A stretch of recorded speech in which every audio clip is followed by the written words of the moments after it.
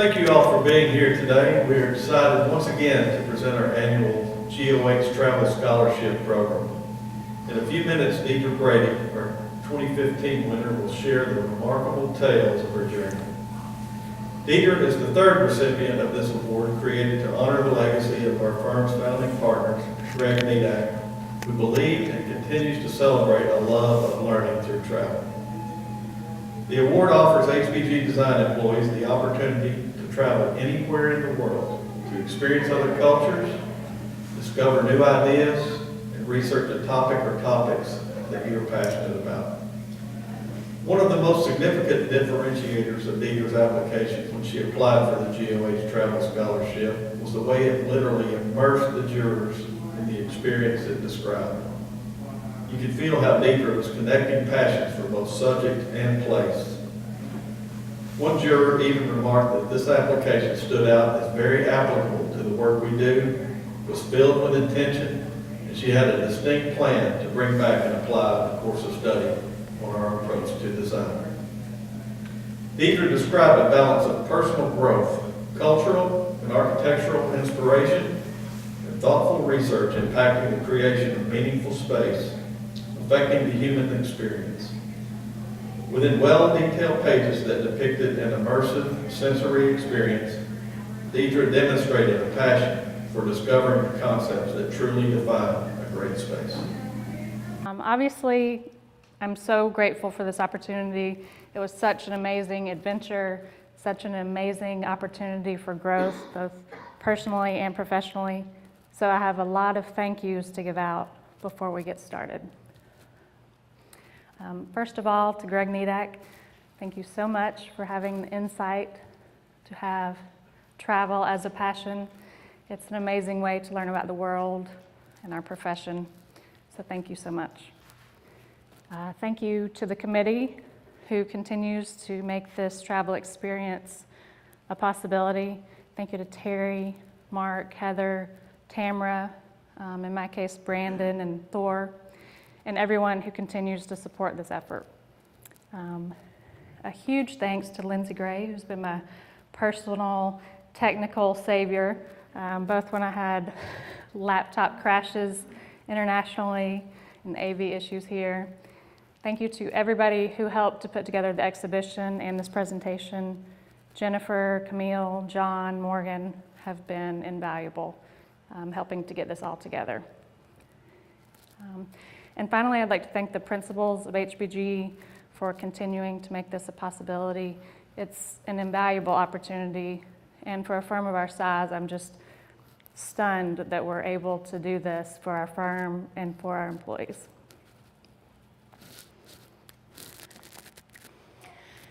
And finally, for those who kept up my personal life while I was gone, a big thank you to Thor and Corey, who took Anna home from school every day, and to my daughter Anna, who was a big trooper while we were out traveling for 2 weeks, and to Brenda, thank you for being the kind of GG that a 4-year-old wants to hang out with for 2 weeks. And finally, to my travel partner and husband, Josh, thank you for first agreeing to the crazy itinerary that I set up of seeing 3 countries in 2 weeks, for being the ultimate Sherpa, and for thinking that the bizarre, nerdy things that I'm fascinated with are also cool. I can't imagine that this would have been nearly as much fun without you.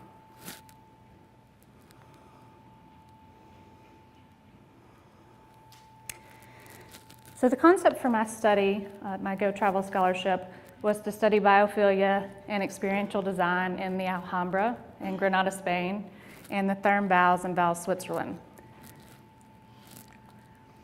My hypothesis being that if you could see that these examples were successfully employed in such vastly different buildings, then you can employ these principles in any project, especially the ones that we do in our line of work.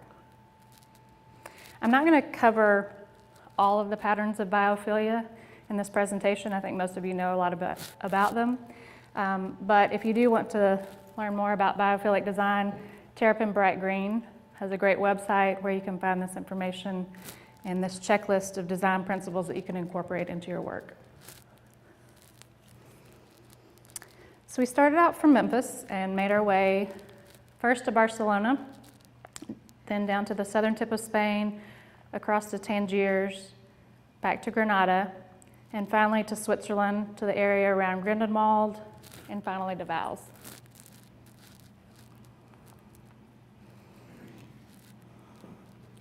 So our trip began in Barcelona on the Mediterranean Sea. And we enjoyed Barcelona tremendously, but I want to cover specifically the biophilic aspects of Barcelona, and you can't do that without covering the Familia Sagrada, the crown jewel of Barcelona. As most of you know, the Familia Sagrada was designed by Gaudi and has been in construction in various stages for over 100 years. But it really wasn't part of our original Biophilia itinerary. It was only after experiencing the space that we realized that it was a true example of biophilia and sensory design. So Gaudi was a very spiritual person, and he wanted this cathedral to represent the place where heaven and earth met, which for him was the forest. So as you can see, the capitals of these columns serve as branches as they reach up into the top of the cathedral. And if you look back at this backlit shot, you can see that the layering of the different scales of these tree columns resembles what you see when you look through a forest. And if you look up into the ceiling of the cathedral, you can see easily how successful he was at mimicking the light coming through the canopy of the trees.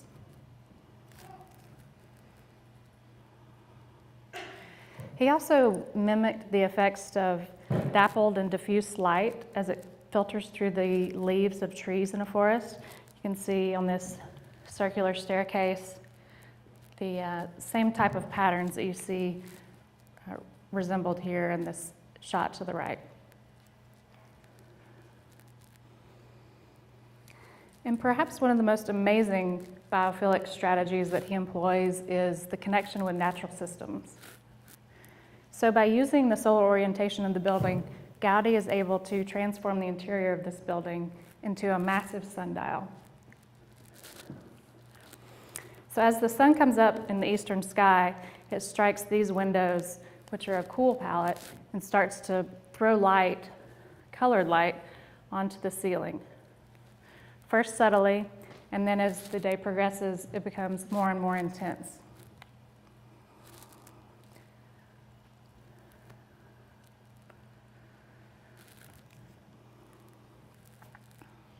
Until finally it reaches the western facade of the building, and the western sun starts to penetrate the stained glass on the opposite side, which is a warm palette.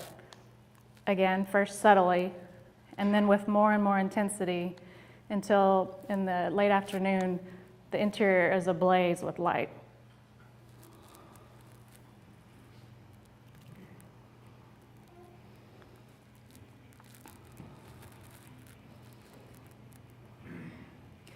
So in Barcelona, we made our way down to the southern tip of Spain, which is Tarifa.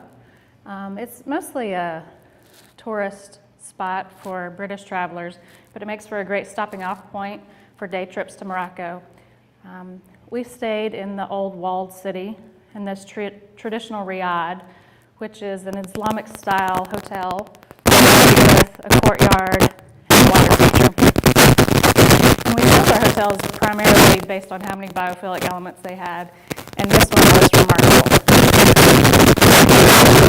I guess going to Tarifa that we were going to be close to Africa, but what's really stunning when you're there is the visual of Africa across the water. So this is a tough picture because there was a storm rolling in, but you can see this landmass beyond is actually Africa. And because of that storm rolling in, they actually shut down ferry service for 3 days. So we almost didn't make it to Tangiers, but on our last day in Tarifa, the weather parted and ferries came up and we were able to make it there. So Tangiers is absolutely the most exotic place I've ever visited. The smells are exotic, the sounds are exotic, the tastes are exotic, and it really puts into perspective what a narrow slice of life you see in your daily world. Unfortunately, because this was an add-on to our trip and not part of the original study, I'm going to go quickly through this. But I wanted you guys to experience some of the sounds that we heard that made this place so exotic to us.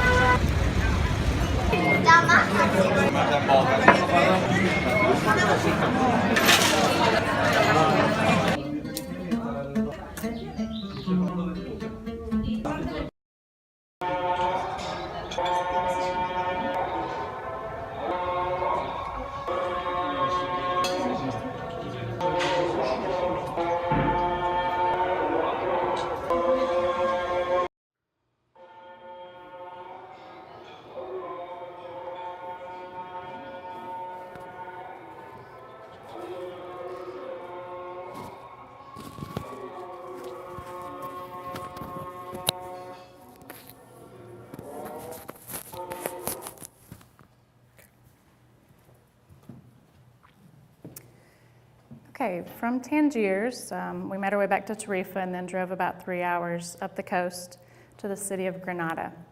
The city of Granada is home to the Alhambra, and the historic city center is made up of these 4 or 5 neighborhoods. And the Alhambra sits on this massive hill up to the right. You can see an image of the Alhambra palaces and fortress on the right. And then adjacent to it is another massive hill, the Albaycin region, both at the foothills of the Sierra Madre. And the Albaycin was built around the same time period as the Alhambra, and it's built in the Islamic style. It's actually part of a UNESCO World Heritage Site because it's so unusual for that part of the world. So it's full of these great twisting, winding pathways that lead up the hill. You have these great whitewashed walls. And eventually, if you climb high enough, you reach the lookout of St. Nicholas, where you can look down over the old city center. And also you have great views to the Alhambra adjacent. And then if you continue to climb, you reach the area of Sacramonte, which is the traditional gypsy residential area for this city, where they still live and work and have amazing flamenco shows in these caves. And when we get to the Alhambra, you'll see that these caves become an integral part of the design motifs of the Alhambra. So we stayed in the historic center of the city, where it is very hot, very hot. And you can actually see where I Googled that 40 degrees Celsius was really above 100 degrees. So one of their main priorities is obviously cooling and shade structures are everywhere. And one of the reasons we wanted to stay in Centro was, one, I didn't want to have to climb the Albaycin Hill every time we went home. And two, we found this great Airbnb across from the Granada Cathedral on this great plaza. So this was our Airbnb on the 3rd floor. We had the whole half of the building, and it had these amazing full-height doors that captured the cross breezes on 2 sides of the building. It had been fully renovated, but it still had this amazing sense of place with all these historic features. And I really don't think we closed those doors the entire time we were there.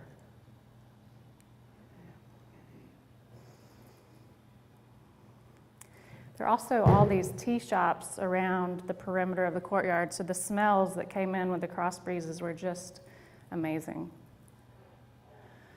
We also got to participate in the connection to natural systems. So this western sun kind of tracked time along this west-facing cathedral. So in the evenings, we could watch the sun go down on the cathedral. We had our own personal entertainment being on a busy plaza. So we had flamenco dancers and locals getting married and amazing drummers. And as you guys may know, Spaniards have very late schedules.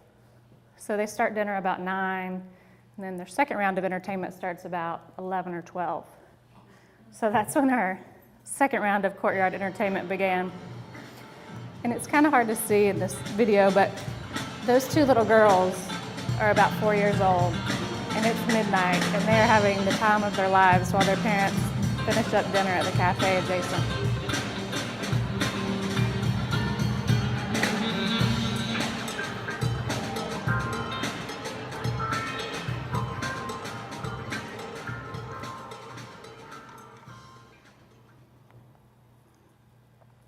So for the second half of our stay in Granada, we actually stayed on the grounds of the Alhambra so we could be more immersed in that experience.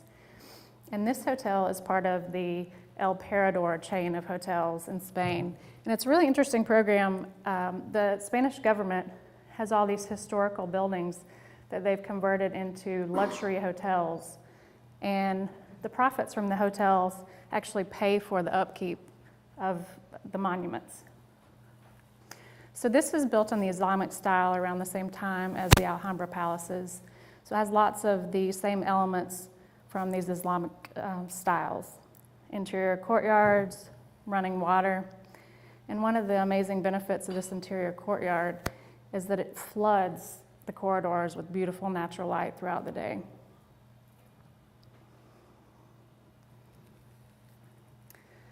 Perhaps the most incredible part of this hotel was the restaurant garden in the back. It had this amazing awning with misters and flowering plants and shade structures. And you can start to see that same dappled light that comes through that we talked about in the Familia Sagrada.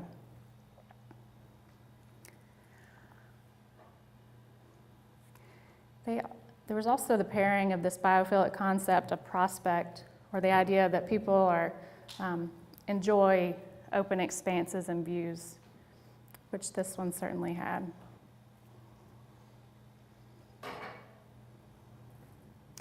So this brings me to the part of the presentation called How to Guarantee That You Look Like a Tourist. If you put an iPad on a gimbal and walk down the street, even the tourists look at you funny. But this is a little video that we taped as we made our transition from the Airbnb in El Centro and walked up the massive hill into the grounds of the Alhambra. And what I wanted to convey is the difference between this environment and the environment that's so directly adjacent to it and how they can feel so different. You can feel, with the cars passing by, even though they're going slowly, everything just seems like it's faster and kind of hustle bustle, seems hotter. And then as you turn the corner and start to climb and climb and climb up this hill, things start to slow down a little bit, mostly because you're exhausted, but they also slow down because there aren't any cars around. And you can see that even here, people stay in the shade. And it's part of our survival instinct. So as you reach the gate that marks the delineation to the grounds of the Alhambra, you can literally feel the temperature drop 10 degrees easily. And you can see we're still climbing.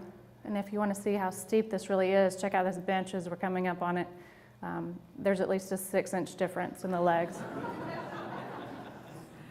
And mind you, my kind husband is carrying everything we own because I have to hold the camera. So you start to pick up the wind coming through the trees. You see the dappled light. You hear birds. You hear this running water as it's making its way down the hill, which is a constant in the Alhambra, and one of its main principles is the presence of water. And then as you reach the top of the hill and start to see the beginning of the wall and the first gate that notes the entry to the Alhambra, you see that they start with water. That's the first thing you see when you come to the space. And then finally, you turn and see what we have long awaited to see is the beginning of some Islamic influences that will shape this experience that we're about to see in the Alhambra palaces.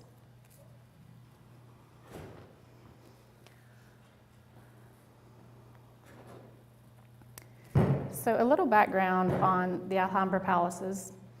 The palaces were built in the 13th century for the Sultanate of Nasrid dynasty, which is the last Islamic rulers in Spain. The palaces were meant to recreate paradise on earth for the Sultan, who was considered divine. So they were there for a few hundred years, and then in the late 1400s, Ferdinand and Isabella came, conquered the last remaining Islamic strongholds in Spain, and took over this area. They renovated some of the buildings and started to add buildings in the Renaissance style. So as you can see from the map, there's a whole lot of buildings here, but what we're going to focus on is really this Nasrid Palace and then the Summer Palace here with some gardens surrounding it.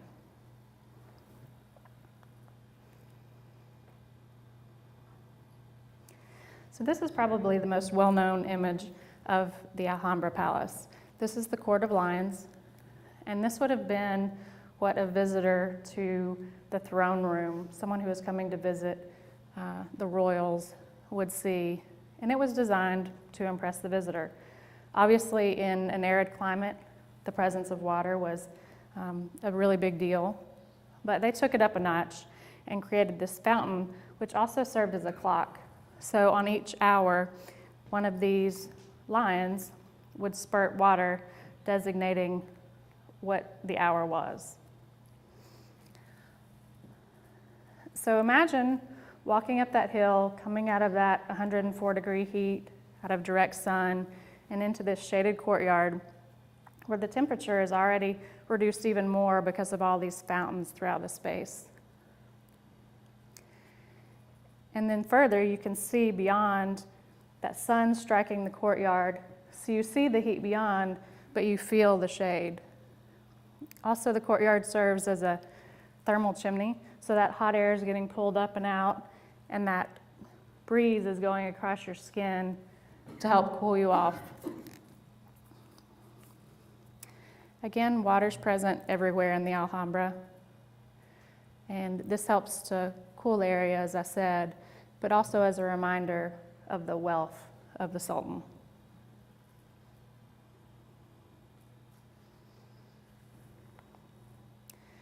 Also, as you find in Islamic art and architecture, complex patterns on almost every surface.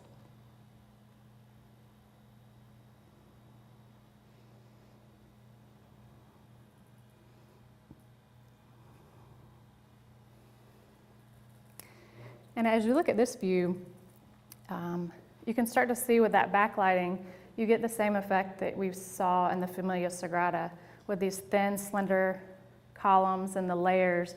You start to pick up that same silhouette that you find in a forest.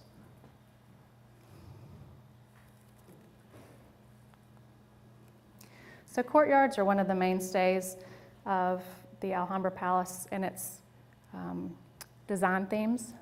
They serve as functional elements, but always they have this water. And it serves as a functional purpose as well to cool these courtyards so that the air that's pulled into these breezeways is cooled before it's used. So sometimes there are these bubblers like you see here. Sometimes they're more dynamic. But what this provides is a non-rhythmic sensory stimuli, which humans recognize as a natural sound and are comforted by it. They also are able to track the sun as it moves through the space, again connecting them with natural systems. And perhaps the most over the top of the courtyards is the Sultan's Summer Palace. This was not intended for visitors, so it was solely designed for the enjoyment of the Sultan. So there were no stops here. There are breezeways to capture the prevailing northern winds and cool things down. The gardens would be planted with aromatic plants.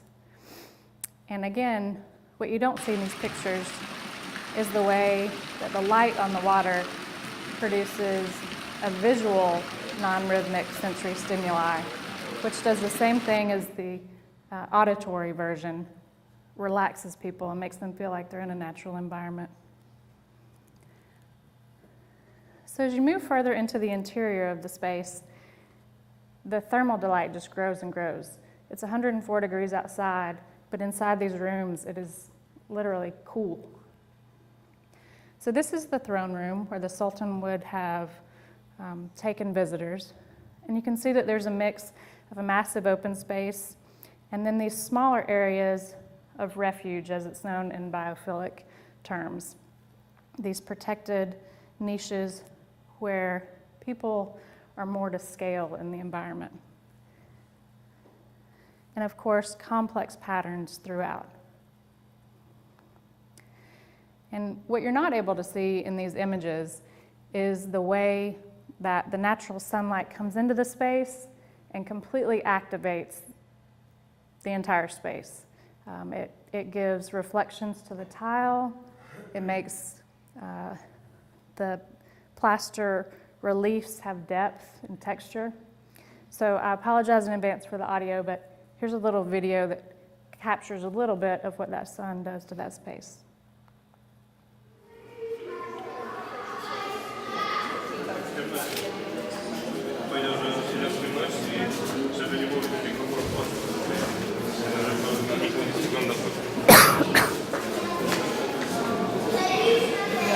Ambasadorowie, a tu ministrowie dookoła.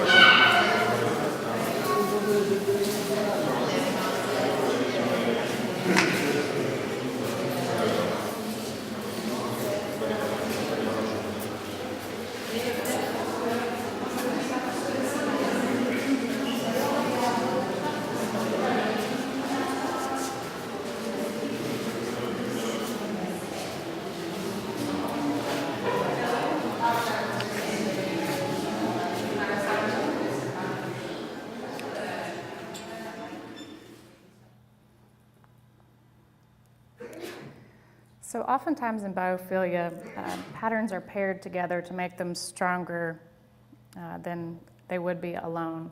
And one of the ways this is seen at the Alhambra is in these areas of refuge where the scale comes down and is more human-like, they pair them with this idea of prospect, so you can see well beyond the space into the outdoors.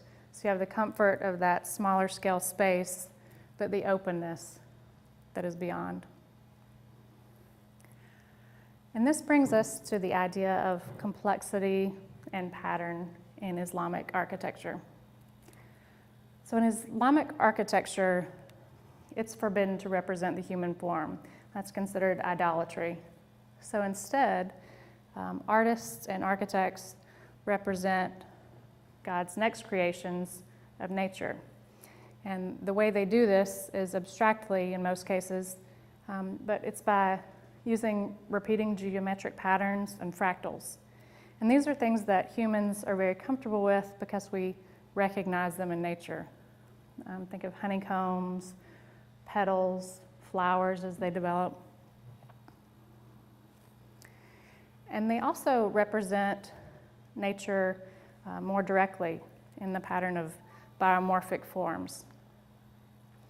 And perhaps the most complex and most well-known of these biomorphic forms are the ceilings of the Alhambra. So this is from the throne room, and again, without the light to activate it, it's hard to really appreciate it.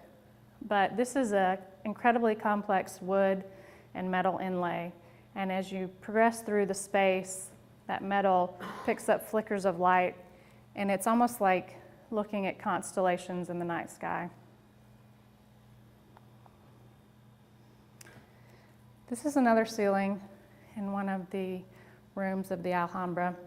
And this one incorporates geometrically placed stalactites throughout the perimeter. And this brings us back to Sacramani and the cave dwellings there. And if you are living, actually even present day, Sacramani, the caves are the place to be. It's a constant temperature all year round. So it's cool in the summer, it's warm in the winter. So when the Alhambra was built, this stalactite motif would have been a very comforting thing for people to see. And you can also see, obviously, the clerestory, the geometry of the clerestory is built in the shape of a star.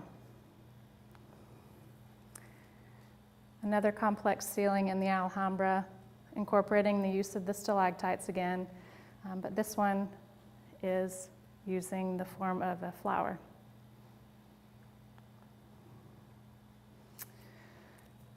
So that's our study on Alhambra, and so far our hypothesis is right on track. Everything is proving true, but this is an ancient building. You know, it had to use low-tech solutions for its beauty and function. So can we find the same thing is true in a modern icon of high-tech architecture? We're about to find out.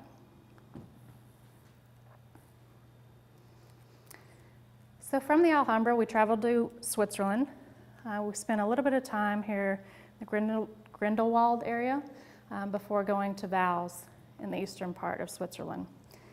And again, since Grindelwald was an add to this trip, I can't say enough amazing things about it. It's just unbelievable how beautiful this place is. But in the interest of time, I'm going to rush through it and let you guys hear some of the things that we heard as we hiked around the area for a couple days. Really, even the biophilic concept of prospect doesn't cut it here. It's like they need a prospect plus because it's just an incredible place. So the sounds you'll hear are from the echoes of the large bells that the cows wear, who also are the free-range cows who share the hiking area that we were hiking in.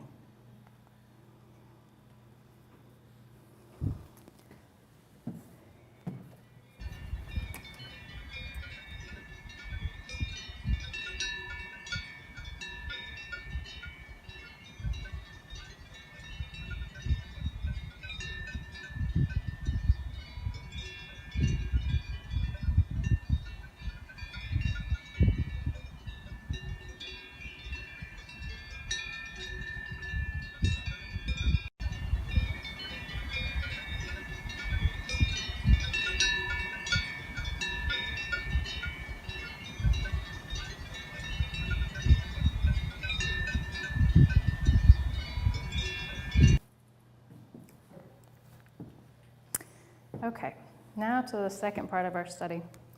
So we finally made our way over to Valls, which is a really, really, really remote place in Switzerland. This is literally the end of the road. So you take the windy roads into the valley until you come to this tunnel, earthen tunnel, which marks the entry into the village of Valls.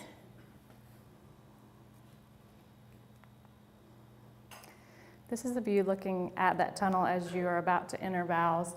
And you can see this pretty commonplace technique of letting the earth come down over the tunnel so that it's almost completely hidden from view. And you'll see as we move into the Thermvalls itself that this is a pretty common construction technique in Switzerland. So the village itself is idyllic. It's this tiny thing nestled in this beautiful valley with this picturesque river running down the center.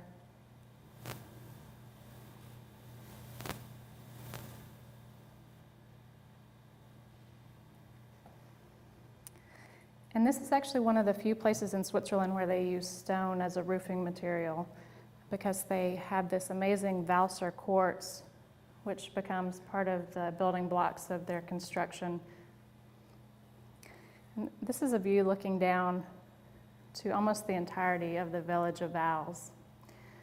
So you can see in context that the Thermvalls is in this tiny remote place.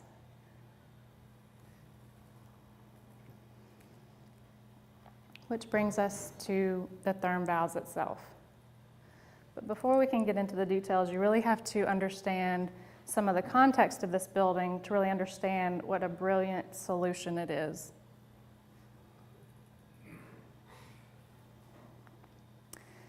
So back in the 60s, a developer bought the rights to the hot springs here in Bowles and decided to open a wellness center. And you can see these calisthenics going on here. And he built a couple of hotels, this one here in the background, this one in the front, and a couple supporting towers to house the workers that would be there. Sometime in the 80s, the project went bankrupt and sat idle for many years until the villagers got together and decided to buy the property, open the spa again, and they held a competition to give a commission to an architect. And the villagers chose a relatively unknown architect at the time, Peter Zumthor. And they obviously chose very well, because only 2 years after it opened in 1996, it was placed under historic status, or under protective status, as a historic monument in Switzerland.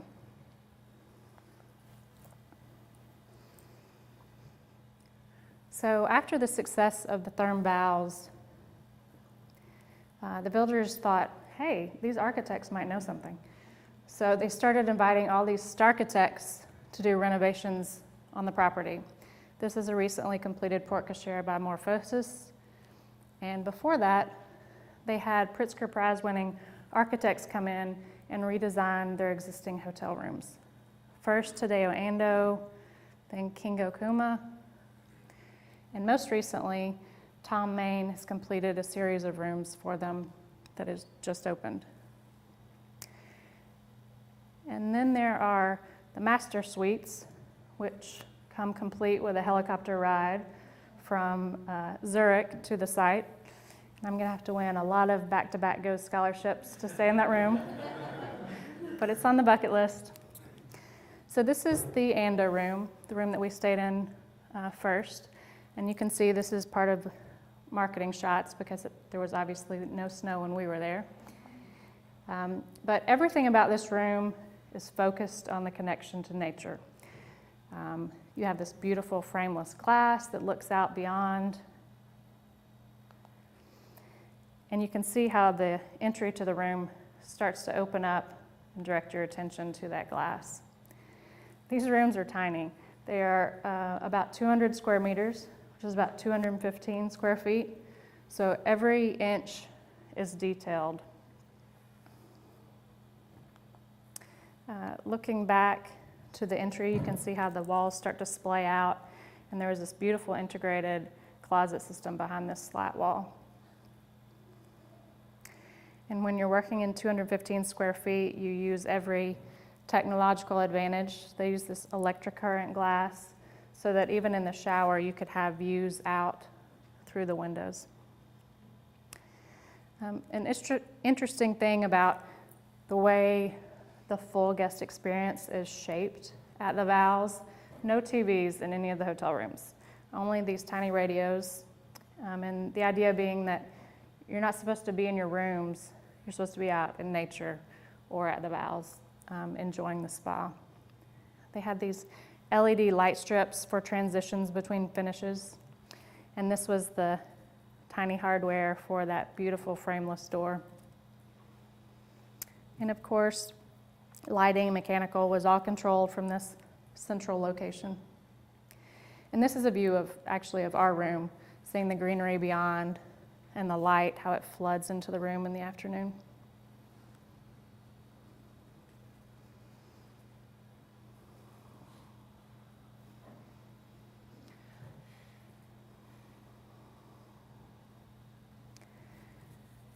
So next, just to make sure that everyone knew that we were the neediest guests at the hotel, we changed rooms after a couple nights so that we could also experience the Kingo Kuma room, which is shown here. And you can see that again, everything is directed towards that outdoor view, that connection with nature that in Biophilia is supposed to create a sense of wellness just by the visual of nature.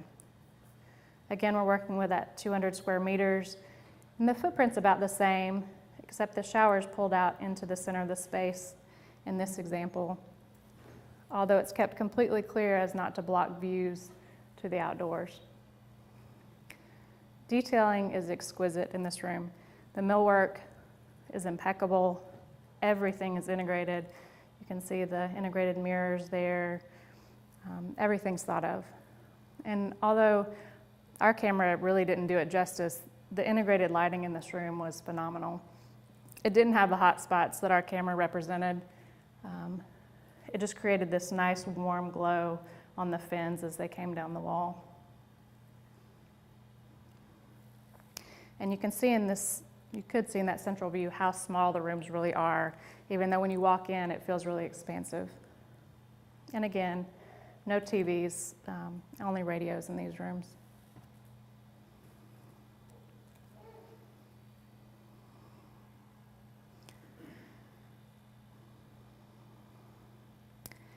So the last rooms that we're going to talk about are not rooms that we stayed in. These are actually the series of rooms that Tom Main finished and were actually going to be used for the first time the day after we left. The first guest was staying in them. And somehow Josh figured this out while we were there and literally pestered the concierge for 3 days to get us into one of these rooms.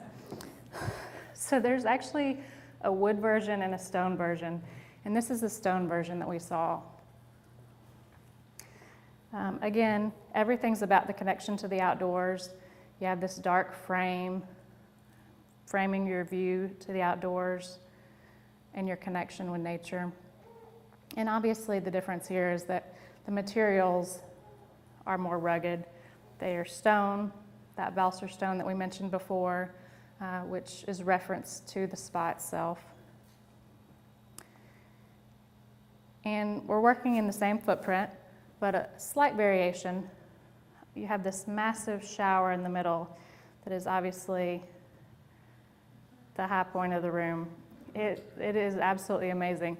It's this strange amorphic glass that's lit from the bottom, and it definitely takes center stage.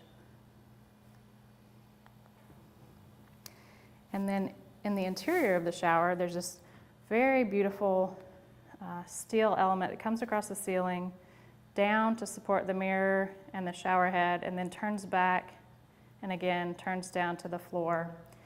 And you have this beautiful, massive piece of valser quartz that becomes the vanity for the space. The darkest, most streamlined bathroom I've ever been in. And again, when you're working in a small space, every detail matters. So Josh and I completely geeked out over this little chair that actually fit into this niche in the wall. All the controls were gathered in one place, and lighting was perfectly integrated. And this is Josh's friend, Alexander, who let us into the room, even though he shouldn't have, who we later had drinks with he and his girlfriend, and bought him a beer for getting us into the space. And he thought we were so bizarre for wanting to get into this space. And he just went, he said, I thought this room was just, some stone and some controls, but you guys really got into the details. Like, that was really cool. I mean, you guys are the coolest guests we've had in at least 12 months. It's like, okay, I don't know how to take that. That might be one of those cultural translations. But it definitely pays to have friends when you travel. There was another guy, a Portuguese valet, Jose Calderon, who Josh made friends with. And the day before, he looked for us all day because Tom Main was on site visiting these rooms for the last time. And he just thought we might want to have a conversation with him about his design. So we were out biking, so we never got to give him our design critique. Obviously, things would have been different here.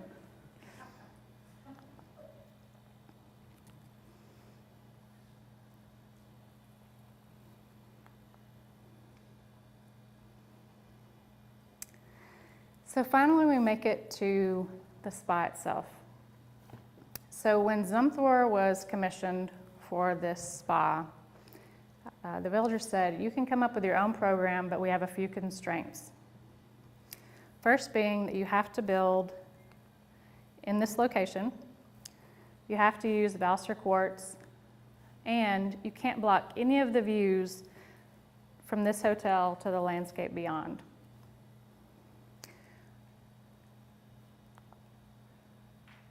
So as we all know, constraints make the best designs. So Zumthor started to conceive of this idea that this building evolved at the same time that the spring came from the stone, that it was that old and ancient, and began to start thinking about this building in geologic time instead of the time that we exist in. So for those of you who aren't familiar with Peter Zumthor, he's a bit of a deep thinker, an experiential thinker. So I'm going to let him tell you in his own words how he conceived of this building that was timeless. It slowly dawned on me that if you reconsider the idea of bathing, and if you think of the hot spring, you can design a building that is more in harmony with the topography and geology of a place, and not just with the immediate aspect of its surroundings.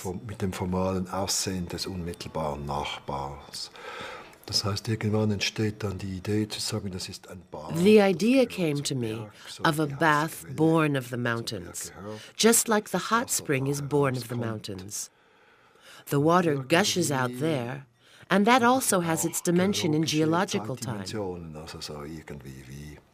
I don't know exactly, but we know that there are millions of years behind this.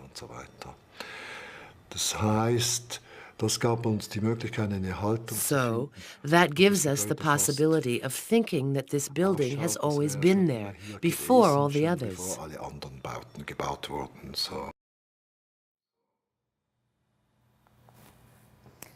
So using that concept, this is a view of the hotel existing, and the view from the hotel looking out and above the therm bows, and you can see that you can see none of it from above other than a railing that keeps you from walking out on it.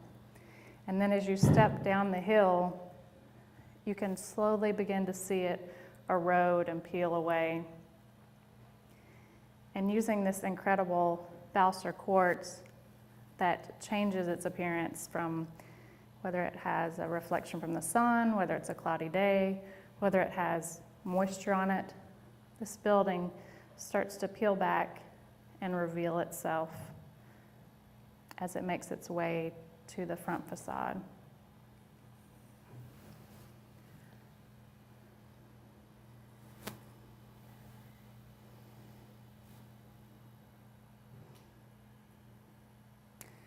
Until finally, in the human scale, you see the grand monumentality of this building and its facade. So this is the interior of the building. You have two main pools, and then these pods, which are made up of these giant concrete structures with big concrete cantilevered roofs. And those pods make up the experiential rooms in the spa. But they also create this amazing design feature where they never touch at the adjacent structure. So you get this really beautiful contrast of heavy and light, and it creates this beautiful atmosphere on the interior where you're surrounded by these massive stone structures, but you have the connection to your natural systems. So rather than feeling oppressed, you have this feeling of comfort from knowing what time of day it is.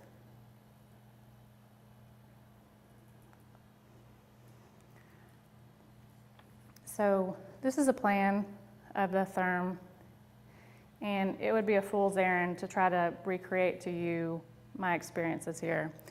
It's just impossible. I'd have to take all your senses with me to experience this space. There's a mixture of grand monumentality, and then you have these smaller pods which have specific experiences that you're able to find and discover on your own.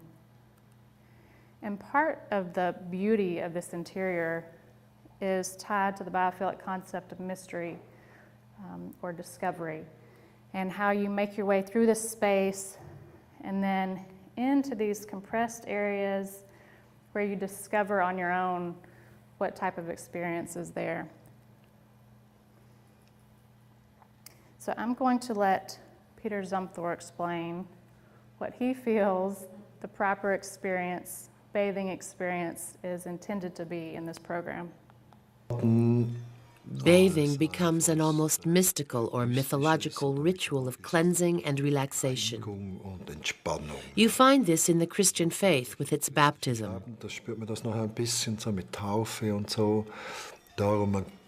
You undergo a change by removing your everyday clothes. And this is a ritual setting where you strip and come into a new world of stone and skin, of water at different temperatures, Wasser in verschiedenen Temperaturen und Licht in verschiedenen of Licht light, und Schatten und acoustic Wasser und effects, verschiedene and different Akustik, surfaces that you feel on your Oberflächen, die skin. man auf der Haut empfindet und so weiter. Dass dies ein ungeheurer Reichtum ist, der An aber auch nicht unbelievable richness. formal, On a formal level, everything is simple sehr and essential. einfach und wesentlich sein kann. Ja? So I will say that probably having 2 straight weeks of nothing but relaxation and enjoyment leading up to this experience helped me to fully appreciate being at the vows. But there's something substantial about this place and its effect on you that I can't quite describe in words, that really leads you to think about and meditate on your tiny little speck in the overall web of these natural and beautiful environments that you're surrounding yourselves with in the Swiss countryside. And the amazing thing about this building is it's able somehow not to detract from that natural beauty that it's directly adjacent to, but to somehow amplify it. So, as I couldn't put together any interior pictures, as that's also one of the things that's controlled by the hotel operations, I took my best shot at capturing some of the sounds and images that I thought might help you guys to get a small understanding of what it's like to experience the interior of the Thurnbaus.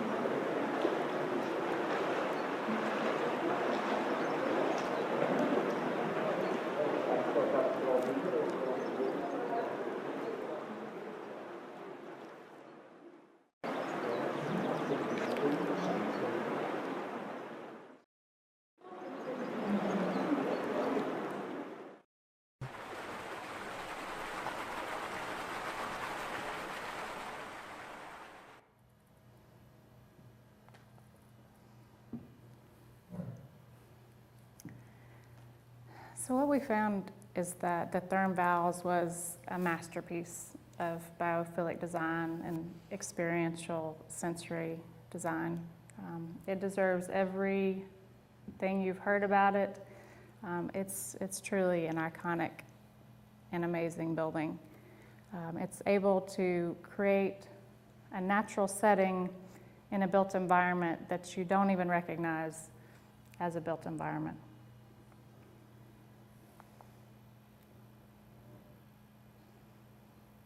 So as far as the hypothesis goes, I think we're absolutely correct. We saw successful biophilic design and experiential principles throughout Islamic and Western architecture, from modern to ancient, and from royal palaces to spas.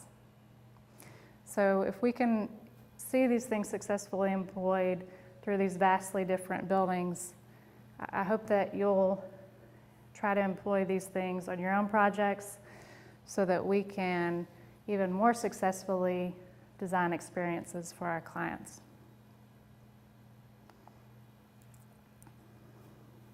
I want to thank you guys so much for coming today. I also want to remind you that September is not that far away, so come up with your own hypothesis. I hope you'll all apply this year for the GOH Travel Scholarship, and I'll have the pleasure of watching you guys present next year. So thank you so much.